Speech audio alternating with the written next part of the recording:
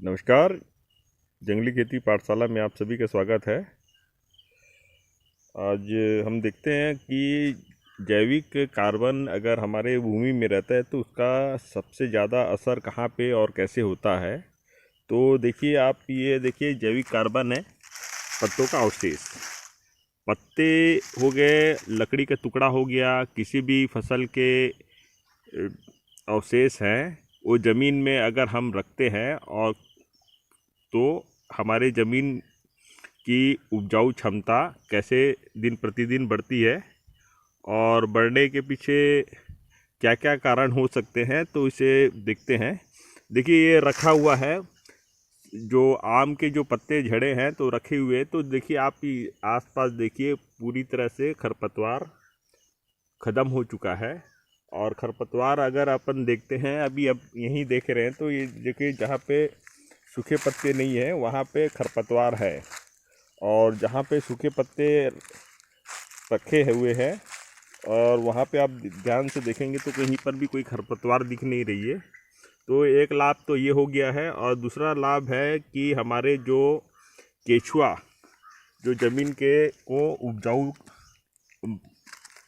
बढ़ाने के लिए मदद करते हैं, वो कैसे अपना घर बना चुके हैं। देखिए, ये आप देख रहे हो, ये केचुए के ही घर हैं जो ज़मीन के अंदर से मिट्टी ला के बाहर छोड़ रहे हैं। तो देखिए ध्यान से, तो ये बहुत ही उपजाऊ हो जाता है। केचुए का भोजन तो हम यहाँ पे दे रहे हैं, जो भी पत्तों का अवशेष है वो केचुए का भोजन है।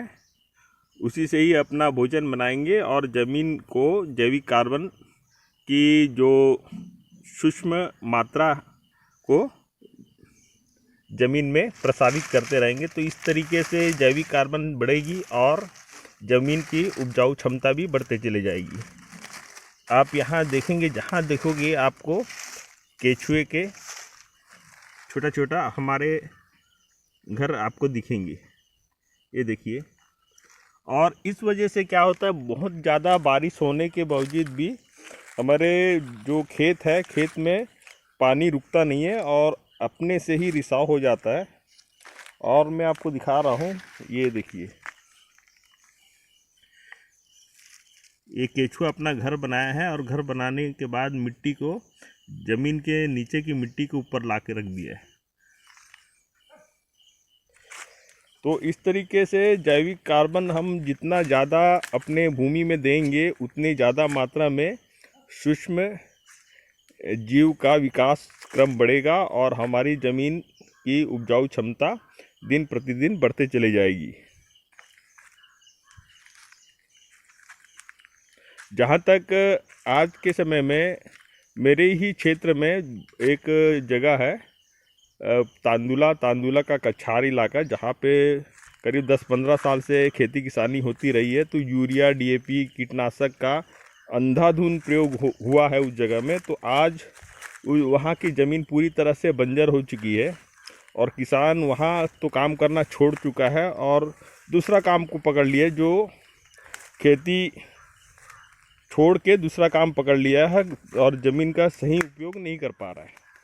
तो सबसे ज़्यादा वजह हम अगर उसको देखते हैं कि यूरिया, कीटनाशक, डीएपी का अंधाधुंध प्रयोग होने की वजह से खेत पूरी तरह से ख़राब हो गई है। तो किसान को आज जागरूक होना ज़रूरी है और जहाँ तक हो सके अपने भूमि में फिर से जैविक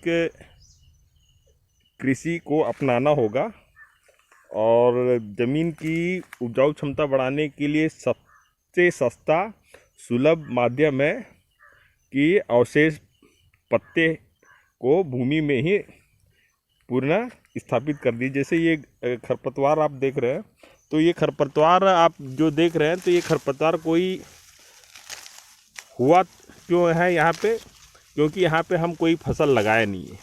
तो जब यहाँ पे कोई फसल लगाए नहीं है तो ये खरपतवार हो चुकी है और वापस अपना समय सीमा पूर्ण करने के बाद फिर यहाँ सूख जाएगी और भूमि को जैविक कार्बन प्रदान कर देगी। तो इसी तरीके से खरपतवार हमारा दुश्मन ना होके हमारे खेत के लिए दोस्त है खरपतवार को कम करना है तो कुछ ना कुछ फसल को हमको रोपण करना होगा। जब फसल रोपण करेंगे तो दिन प्रतिदिन खरपतवार की मात्रा भी कम होती जाएगी और भूमि के उपजाऊ क्षमता इस खरपतवार से ही हम आगे चल के बढ़ा सकते हैं। तो बहुत ज़्यादा महत्व जैविक कार्बन का है और किसान आज के समय में भूमि बचाना है, मिट्टी बचाना है तो अवशेष पदार्थ को ज़मीन में मंच करके ही अपनी मिट्टी को फिर से बचा सकते हैं, यानी पूर्ण जीवन दे सकते हैं। तो ऐसे ही और जानकारी हमें समय समय पर देते रहेंगे, इसीलिए इस चैनल को लाइक करें, सब्सक्राइब करें, शेयर करना न भूलें। धन्यवाद।